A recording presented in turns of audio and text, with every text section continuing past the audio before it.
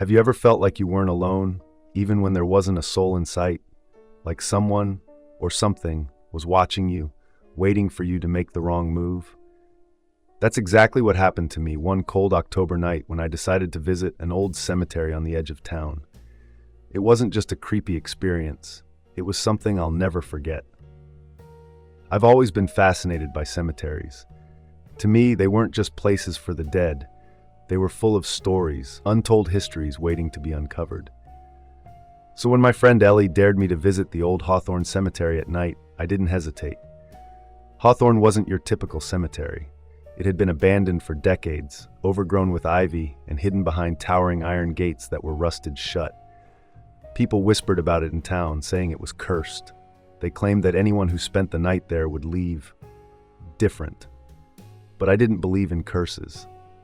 At least, not back then.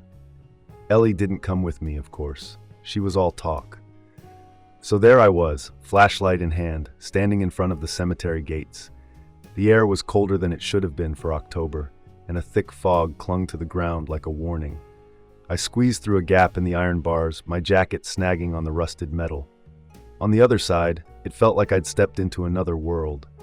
The trees were twisted and gnarled, their branches reaching out like skeletal fingers.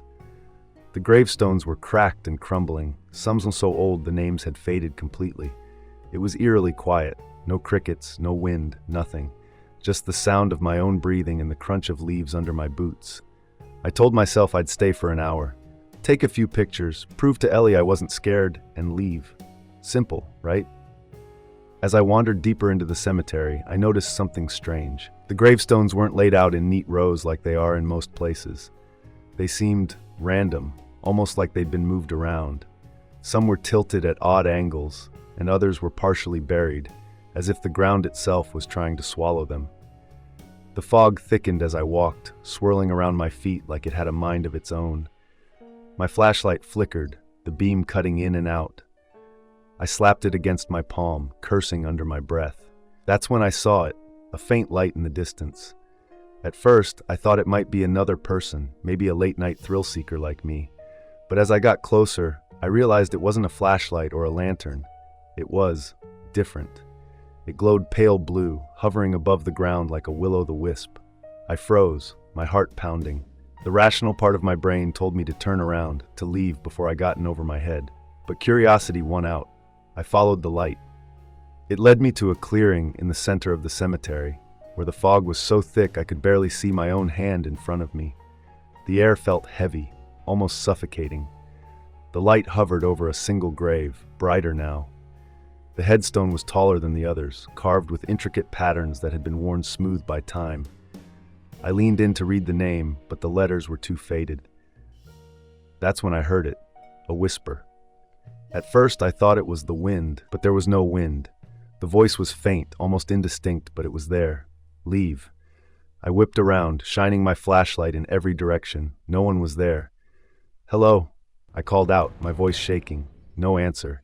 And then the whisper came again, louder this time. Leave now. Panic set in, and I turned to leave, but the path I'd taken to the clearing was gone.